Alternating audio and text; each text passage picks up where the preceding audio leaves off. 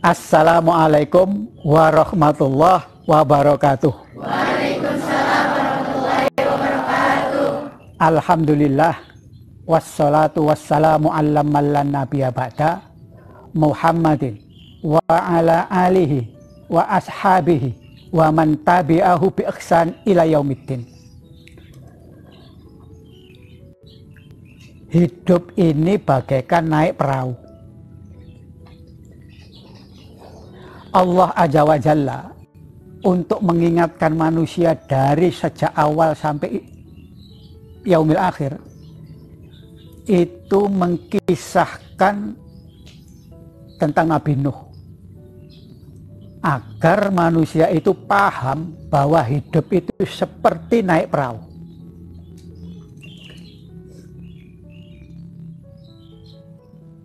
Betapa hebatnya cerita Nabi Nuh ini. Konon katanya ada yang mencatat usianya 950 tahun. Ada yang mengatakan cuma 75 tahun. Tetapi ketika banjir besar itu terjadi, ada yang mencatat pengikut Nabi Nuh itu hanya 80 orang. Jadi kalau secara bombastis begitu, Nabi Nuh dakwah ratusan tahun atau puluhan tahun, tapi pengikutnya cuma 80 tahun. Jadi hari ini kalau saya tidak dihadiri oleh pengasuh, saya senang karena ada sanadnya rupanya kisah Nabi Nuh.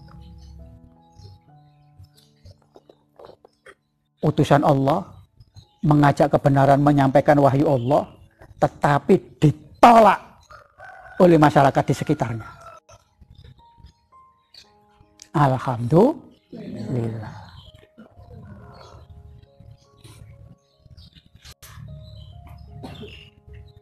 Menariknya lagi,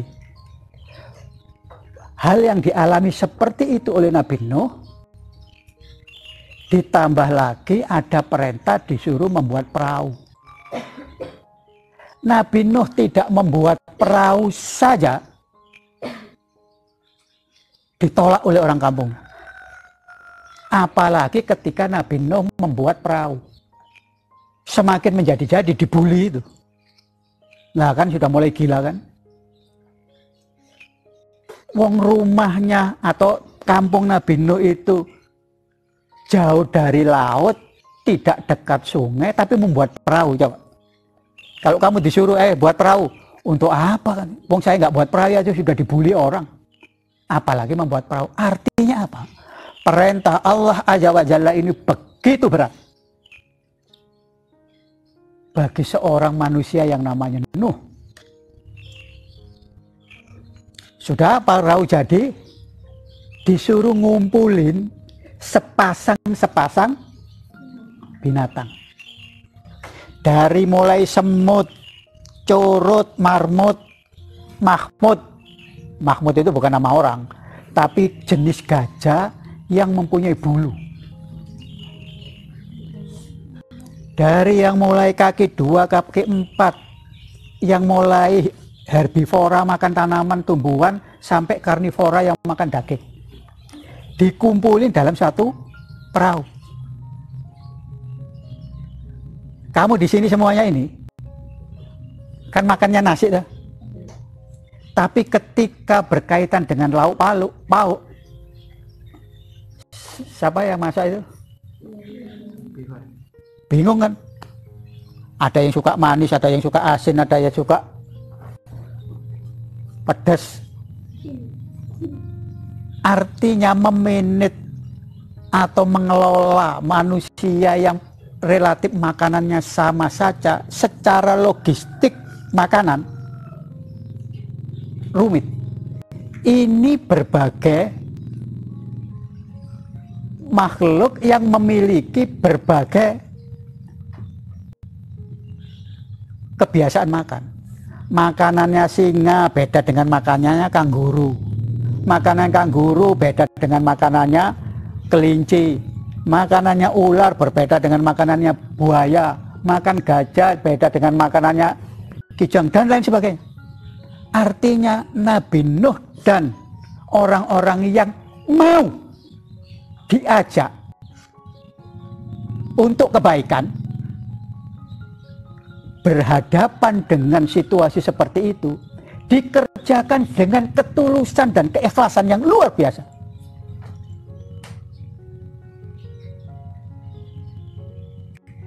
Itu dari segi logistik makanan, dari segi keamanan. Bagaimana macan dalam satu tempat dengan kijang, ular dalam satu tempat dengan tikus, itu kan sesungguhnya mangsanya kan. Coba misalnya harimau atau singa itu lepas dari kandangnya, acak-acak, apa enggak panik atau menjadi rumit di perahu itu.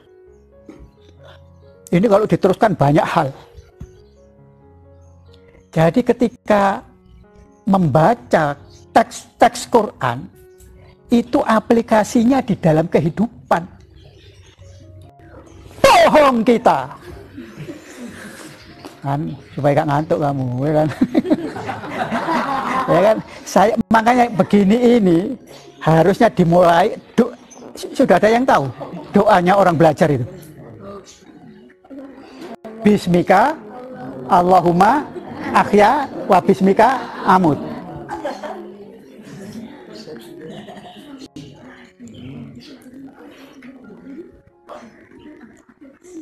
Nah, saya jadi agak menyimpang melihat wajah-wajah sampean ini tadi, jadi saya harus intonasinya berat. Karena apa? Ada orang mengatakan begini, tidak ada yang pasti. Dengarkan kalimatnya ini. Tidak ada yang pasti kecuali ketidakpastian. Itu secara bahasa kan enak didengar. Tetapi secara makna menurut saya itu pahamnya orang pesimis. Tidak ada yang pasti kecuali ketidakpastian. Itu orang pesimis. Walaupun kalimatnya enak dan kadang-kadang kalau direnung-renung ada benernya juga. Tetapi karena itu menurut saya omongan orang pesimis, saya ganti itu.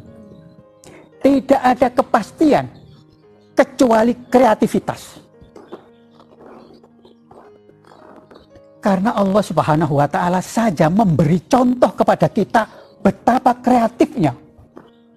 Saya itu kalau ke mall paling suka ke supermarket. Dan di supermarket itu yang saya lihat dua hal. Buah-buahan dan ikan. Kalau saya melihat buah-buahan, Masya Allah. Ada salak, ada durian, ada jambu, ada matoa, ada apokat. Apokat pun berbagai jenis. Betapa kreatifnya Allah Azza wa Jalla.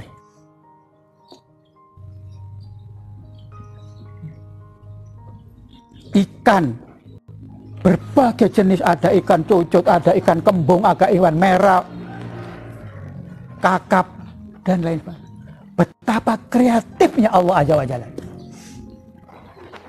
Kita di bulan puasa yang konon katanya tadarus Al-Quran, paham gak kita? Bahwa kita diajar Allah untuk jadi kreatif.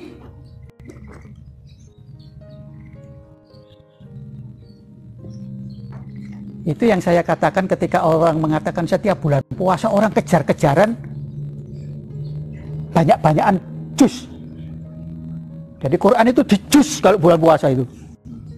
Saya sekian jus, enggak apa-apa, bagus, itu kebaikan ya bagus. Tapi jangan bertahun-tahun sampai tua seperti itu. Itu yang saya buat quote itu. Membaca tidak sama dengan membunyikan. Jadi membaca itu kan maksudnya supaya paham. Setelah paham diamalkan. Bukan dikhianati. Orang tidak menjalankan perintah Quran itu berkhianat apa menerima amanat? Sampai sendiri loh yang jawab, bukan saya.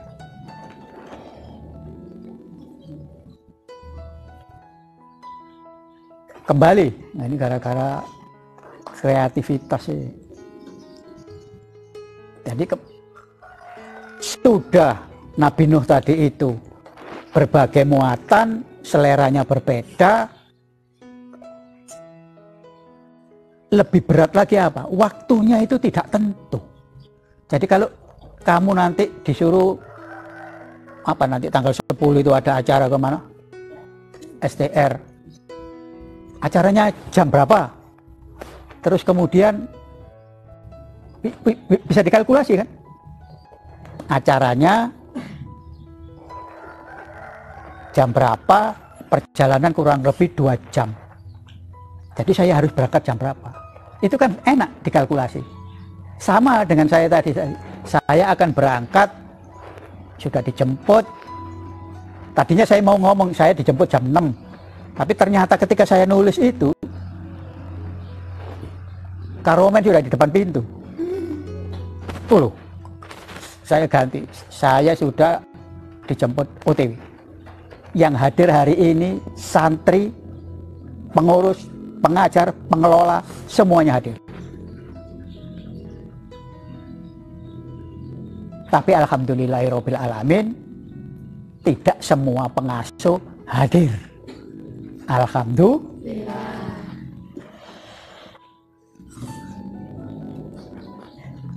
Saya kalau begini ini pakai madhab Saidiliyah. Kalau madhab yang satunya Sanusiyah itu astagfirullah. Tapi kalau Saidiliyah, alhamdulillah. Karena saya berharap kalau saya istighfar kok serem gitu. Tapi kalau saya alhamdulillah, saya berharap banyak. La in syakartum la azidanakum wa la in kafartum inna adzabi lasyadid. Kalau kamu mensyukuri nikmat, akan aku tambah. Tapi kalau kamu kufur nikmat, tak laknat. Itu Quran, surat Ibrahim ayat ke-7. Buka nanti. Makanya saya apa saja saya berusaha untuk mensyukuri. Mudah-mudahan Allah menambah keberkahan. Kembali ke Nabi Nuh tadi. Waktunya itu tidak ditentukan. Menunggu hujan berhenti, bumi menyerap air. Kapan nih?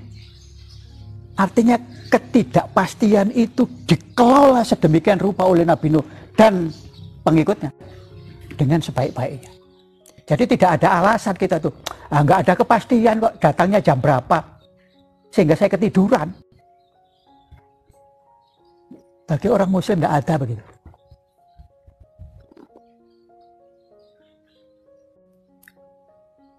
Waduh sayang saya tidak bisa tahajud karena saya letih. Nggak ada alasan. Jadi dulu ketika saya masih bekerja itu ada supir bajai mendatangi saya, Pak, andai kata saya seperti Bapak, karena waktu itu saya pakai dasi, berdasi, mungkin saya bisa rajin sembahyang tahajud, karena saya itu bajai, fisik, capek saya. Jadi kalau malam saya itu tidak bisa tahajud karena letih. Saya bilang, Bapak, jangan begitu cara berpikirnya. Kalau Bapak hendak melakukan sesuatu itu melihat orang sampai kiamat, sampai tidak akan melakukan apa-apa. Kenapa? Karena orang yang berdasi itu tidak semuanya bisa bangun malam. Jadi Bapak begini mikirnya, bagaimana ya saya caranya bisa tahajud malam? Begitu. Dulu saya diajari oleh guru saya, Allah yarham Kiai Majid Ilyas. Minum kopi. Sampai hari ini saya ikuti. Jadi kalau saya malam ngantuk, minum kopi. Kalau anak saya bangun, dia bilang, Pak, Tuhan kok kayak CS gitu. Oh iya. Jadi dikira itu, kan kalau fakihnya gitu, jangan minum ini, jangan makan ini, tidak boleh. Bagi saya Tuhan itu CS. Saya minum kopi. Allah. Itu itu untuk membangkitkan kecintaan saya kepada Allah. Tidak bisa ada alasan Tuhan, karena saya sudah tua atau saya tidak bisa tahajud. Tidak ada. Orang Islam begitu itu menunjukkan orang yang pesimis. Kalau cara orang Surabaya, wong metal. Itu mohon maaf ya, saya ini muridnya Kiai Majid Ilyas. Kiai Majid Ilyas itu seorang zaman tahun 70-an mufti di Surabaya itu. Artinya mufti itu seluruh persoalan pasti tanya dia. Dia tidak punya pesantren, dia menggelandang ngajarnya itu kemana-mana. Tapi khusus hari Minggu itu di Jalan Bubutan, kalau kamu melihat ada gedung GNI, tempat makamnya Dr. Sutomo, itu di situ ngajinya. Dan ngajinya itu nggak panjang lebar. Dia baca Quran, diterjemahkan ke dalam bahasa Indonesia, Inggris, Sunda, Jawa, Madura. Setelah itu dia menjelaskan sedikit, naik ke atas mimbar, dia bilang, tidak sepaham, tanya. Sakit hati, kroyok. Itu. Jadi mohon maaf kalau saya itu agak keras karena lawang kiai saya aja begitu. Tapi itu yang ingat di kepala saya. Jangan kasarnya yang kamu tiru. Ya, kalau ngomong gitu kamu kasarnya yang ditiru, esensinya enggak, jangan begitu. Jadi harus ikhtiar. Bahkan orang-orang di atas saya itu, ini saya tunjukkan betapa orang tua itu memang betul kata Nabi itu. Seluruh penyakit ada obatnya, kecuali tua. Jadi tua itu sakit. Orang-orang tua generasi yang ngaji dengan saya itu, untuk bisa sholat subuh atau untuk bisa tahajud, dia itu tidur di atasnya, jadi jendela rumahnya itu dibuka, dia tidurnya begitu. Saking ikhtiarnya untuk bisa memenuhi apa yang, ya, kalau menurut saya sih tidak usah begitu. Itu menyiksa diri menurut saya, makanya saya minum kopi. Jadi ada ikhtiar yang sungguh-sungguh, ada ikhtiar yang sungguh-sungguh, ada ikhtiar yang sungguh-sungguh. Betapa dia itu sungguh-sungguhnya. Perintahnya itu kalau dipikir logika kan, aduh nggak masuk akal, buat perahu di tempat yang tidak dekat dengan sungai dan laut. Suruh mengangkut berbagai binatang yang karakter dan seleranya berbeda. Waktunya nggak jelas sampai kapan berlayar ini.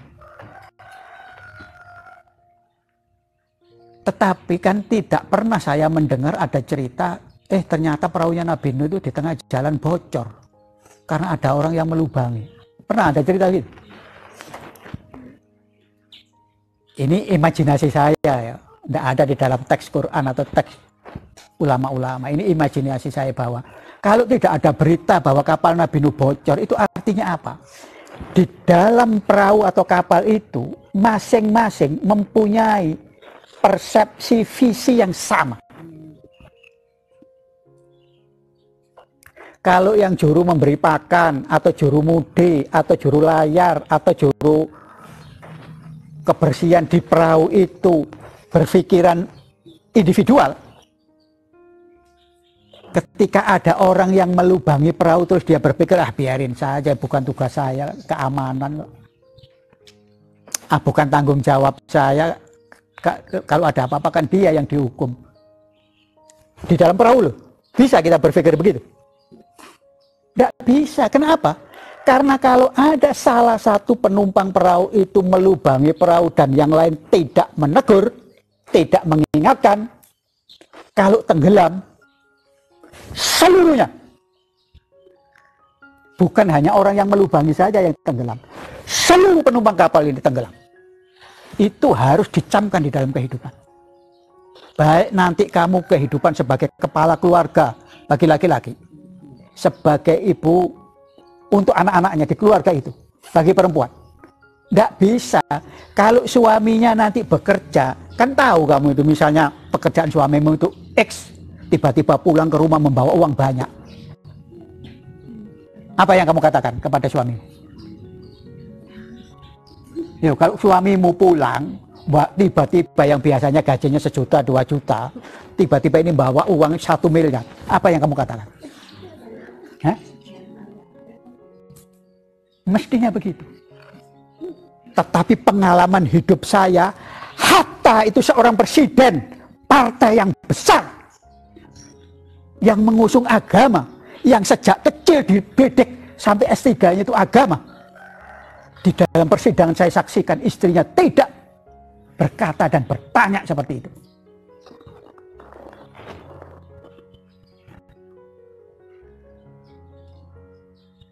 Ini sebuah realita hidup yang saya lihat, bahwa proses kehidupan yang lama, ya katanya Obed itu wong kang soleh kumpulonyo, itu tidak jadi jaminan ketika dia melihat uang, jabatan, pangkat.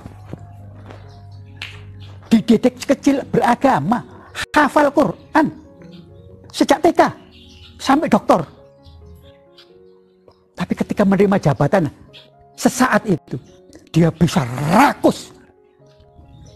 Bukan sendirian rakusnya, dengan istrinya. Dan di persidangan itu saya, ya Allah, kalau istrinya satu, saya pikir mungkin istrinya lengah. Ah ya sudahlah, alhamdulillah biasanya 1 juta ada 1 miliar. Ini istrinya 4. Masa dari 1 itu nggak ada yang mengingatkan, Pak D, ini uang dari mana? Bahkan ketika salah seorang istrinya itu disuruh memberikan uang ini dengan cara yang tidak lazim, diikuti. Ini pengalaman hidup loh, cuma saya nggak ngomong saja inisial atau nama. Tapi ini realitas hidup. Jadi artinya hal seperti itu besar kemungkinan terjadi pada kamu, terjadi pada saya. Jadi kita tidak bisa jumawa. Makanya ya mukalibal qulub, yang membolak-balikkan hati itu, tolong ditetapkan hatiku ini kepada agamamu yang pas ini. Berdoa itu terus, jangan ngiler kalau bulan puasa ini. Nabi saja di bulan puasa itu membangunkan istri-istri dan keluarganya. Di antara yang dipesan oleh Nabi, Allahumma innaka afuwun tuhibbul afa fa'fu anni. Loh kok gak nah, kata istri saya. Iya, kalau nah itu jama. Tapi teks hadisnya itu ni. Tapi karena orang dibaca di masjid, diapakan wa'fu anna, gitu kan, jama. Jadi saya jangan disoal ni dan nanya.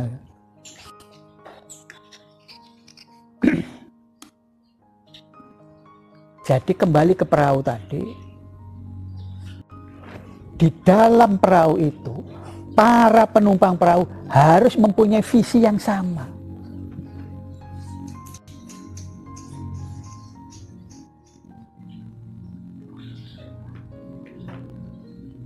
Ini kan ibarat bertepuk itu tidak bisa sebelah tangan. Coba kamu kalau sebelah tangan bunyi nggak?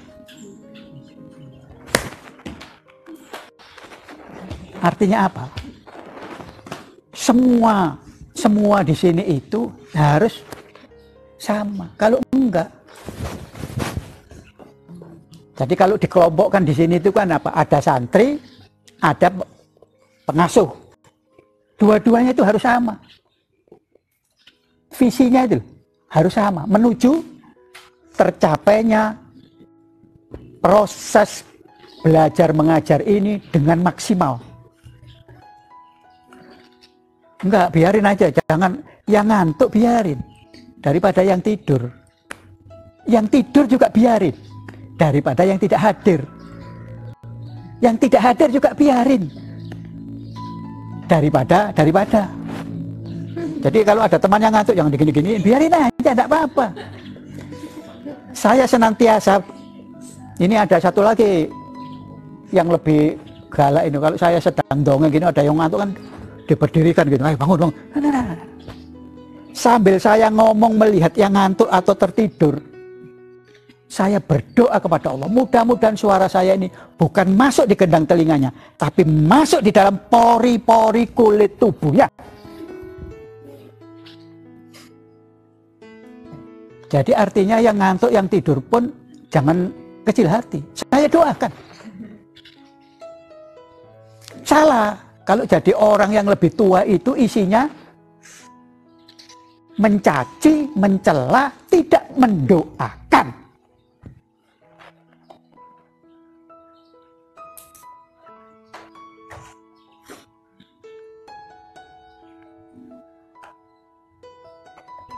Karena agama ini sesungguhnya baik-baik saja. Coba Islam ini ya. Ketika Islam disebarkan oleh seorang Rasulullah Muhammad SAW, yang dinas di dalam Al-Quran itu ciptaan terbaik.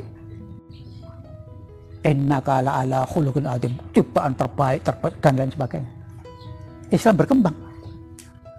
Ketika Rasulullah meninggal, Islam itu dipimpin oleh sahabat yang 4 itu, yang orang soleh dan cerdas. Islam juga berkembang. Ketika Islam itu dipimpin oleh Wali Songo, Islam itu juga berkembang. Ketika Islam itu dipimpin kiai-kiai yang ngileran, Islam itu tetap berkembang. Gak ada itu. Perkembangan Islam tidak tergantung kepada siapa yang hidup zaman itu. Rasulullah sampai kiai ngiler pun Islam itu berkembang. Jadi berkembangnya Islam itu tidak tergantung kita. Kita itu kalau berjuang sungguh-sungguh mengembangkan dakwah Islamiyah itu bukan untuk Islam, untuk kita. Percaya dengan omongan saya. Mumpung kamu masih muda. Kalau kamu sungguh-sungguh memperjuangkan Islam itu tanpa ada tendensi dan agenda-agenda yang materialistik, aku doakan kepada Allah, rezekimu akan dilubarkan oleh Allah Subhanahu wa Ta'ala. Ini doa serius, dan setiap malam saya doakan itu.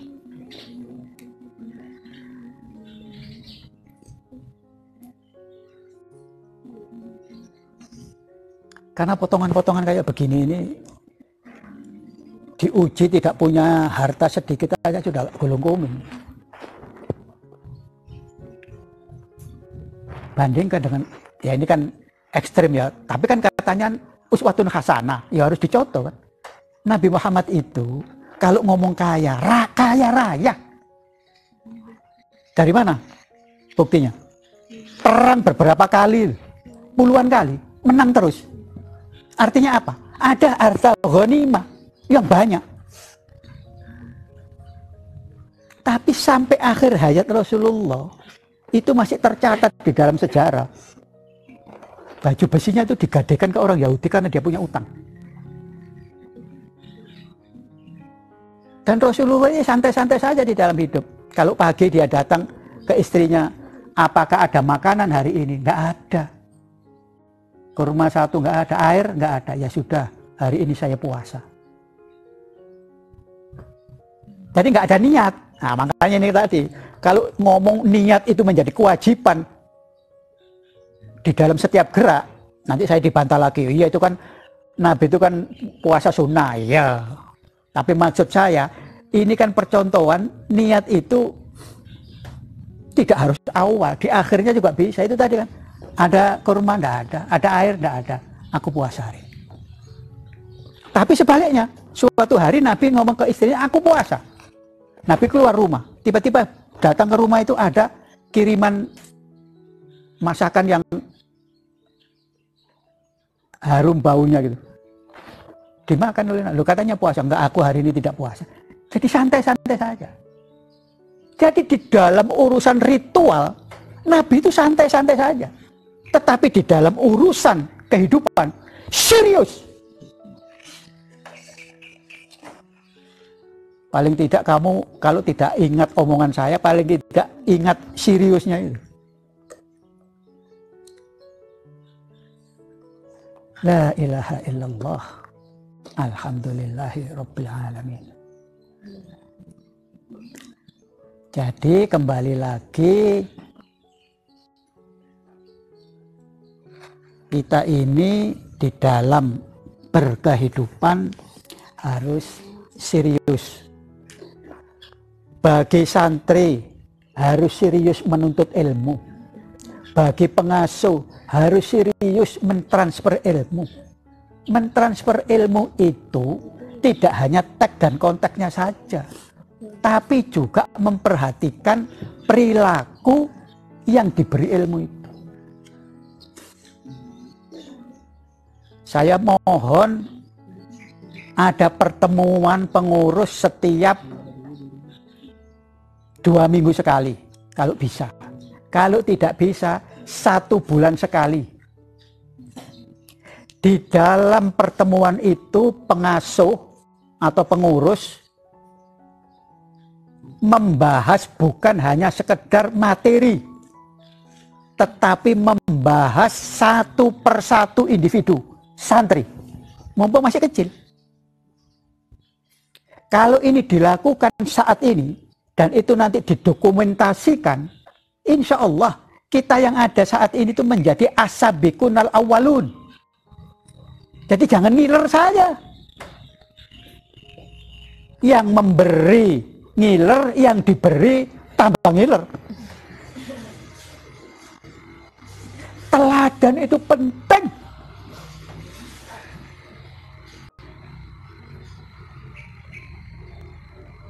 Bohong. Orang ilmunya setinggi langit.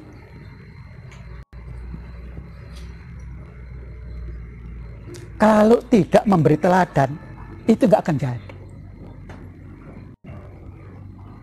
Coba dibaca surat Ali Imran ayat 59. Silakan dibaca. A'udzu billahi minasyaitonir rajim. Bismillahirrahmanirrahim.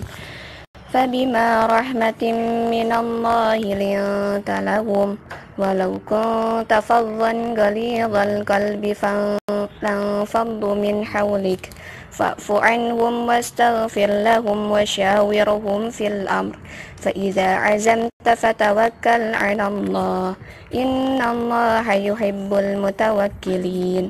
Shadaqallahul azim. Silakan tarjamahnya.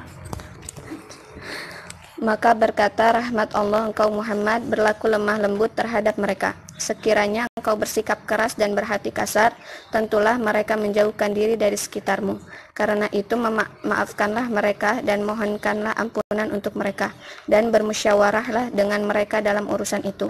Kemudian apabila engkau telah membulatkan tekad, maka bertawakallah kepada Allah. Sungguh Allah mencintai orang yang bertawakal. Janganlah berkata kasar dan keras. Itu bukan volumenya loh ya.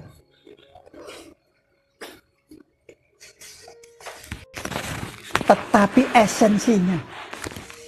Kenapa di dalam sejarah Umar bin Khattab itu lebih kasar? Ya karena dia mantan preman kan. Sedikit-sedikit tabok, sedikit-sedikit pedangnya dia angkat. Itu bukan keras, bukan kasar. Itu memang wataknya dia begitu. Tetapi esensi yang disampaikan Umar bin Khattab itu merangkul. Karena esensi agama itu harus disampaikan. Caranya itu tadi berbeda-beda. Kalau dilihat orangnya ini dia omongin sedikit saja bisa, ya bisa. Kalau agak suara keras, keras. Kalau enggak, dikeplak. Itu Umar itu. Lah tolong, kamu sebagai orang yang menuntut ilmu, jangan sampai ada kekerasan-kekerasan seperti itu. Terutama itu tadi, membuli temannya. Sekali lagi saya ingatkan, membuli temannya jangan dilakukan. Jadi kalau ada temannya tanya, terus kemudian agak kurang pas dengan kita, jangan terus dibully. Kita mestinya bersyukur, alhamdulillah dia bisa bertanya sehingga saya tahu apa ya yang ditanyakan itu, karena ada jawaban. Ini kan kita itu sering begitu di masyarakat, wah gitu aja ditanyakan. Nah kalau gitu aja ditanyakan, kenapa kamu tidak tanya yang lebih bermutu? Begitu kalau dibalik. Bisa ditangkap gak ini? Nanti saya kecapean ngomong bungen tuwo. Ngerti bungen tuwo?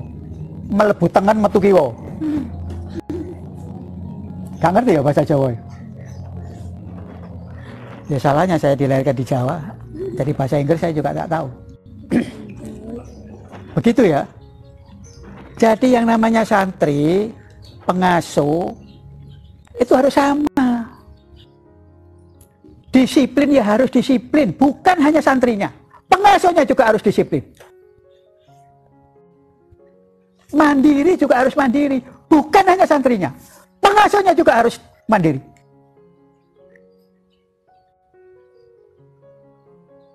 Keteladanan, ini dunia pendidikan. Ya, dunia pendidikan itu omong kosong, teori-teori.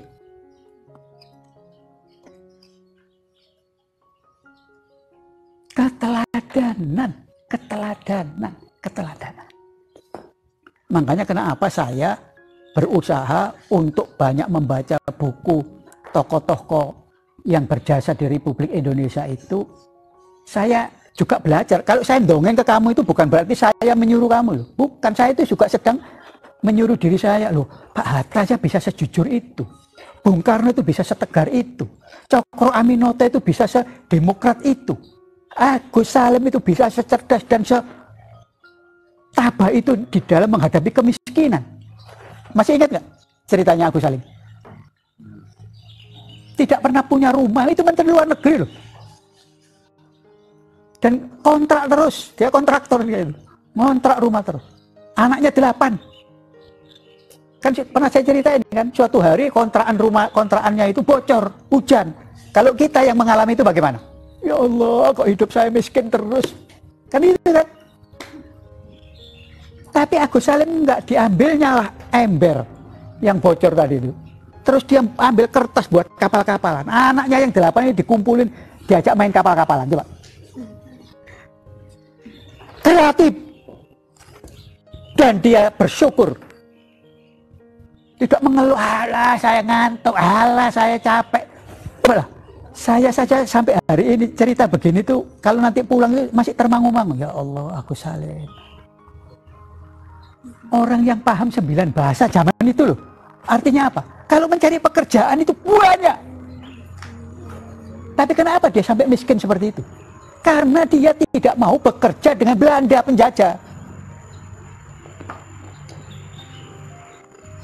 Coba kalau sampai jadi anaknya, apa nggak protes? Bapak ini maunya apa sih? Sejak kecil sampai gede saya kok susah. Kejujuran, kecerdasan. Makanya itu tadi yang saya senantiasa ngomong. Pegangi sikap hidupmu. 1, integritas. Integritas itu kejujuran. 2, kompetensi di bidangmu. Kalau kamu ahli sastra ya harus kompeten di sastra, ahli tafsir harus tafsir, TI, teknologi informasi harus, terserah mau apa, pertanian, peternakan harus kompeten kalau kamu memilih bidang itu. Dan yang ketiga, peduli sesama. Peduli sesama itu apa? 5 kali loh kamu setiap hari ini dilatih oleh agama untuk peduli sesama. Apa itu? Sholat berjamaah. Harus tepat waktu, harus tertib. Wudhu itu bisa kamu terus cuci kaki, muka, bisa begitu? Mana yang dulu? Wudhu. Kalau menurut surat Al-Maidah itu dimulai muka, tangan sampai siku, kepala, terus kemudian 2 kaki sampai mata kaki. Itu kan dilatih kita itu tertib. Terus apa? Peduli dengan sesama. Kalau masuk masjid, jangan makan bawang putih, jengkol atau apa. Untuk apa itu? Supaya tidak bau. Jadi orang yang berjamaah di kanan kirimu itu, males saya kalau ke masjid itu. Karena baunya nggak enak. Kamu bau harum atau bau pete, itu bagi Allah Subhanahu wa Ta'ala nggak ada efeknya. Tapi Nabi mengajari, ini berjamaah loh, harus toleransi dengan sesama, kiri kanannya. Sama ketika kamu dijadwal jam sekian harus belajar, jangan lelet. Hormati teman-temanmu yang sudah datang lebih dulu. Ya, biarin aja. Oh, berarti sholat yang tadi itu apa gunanya?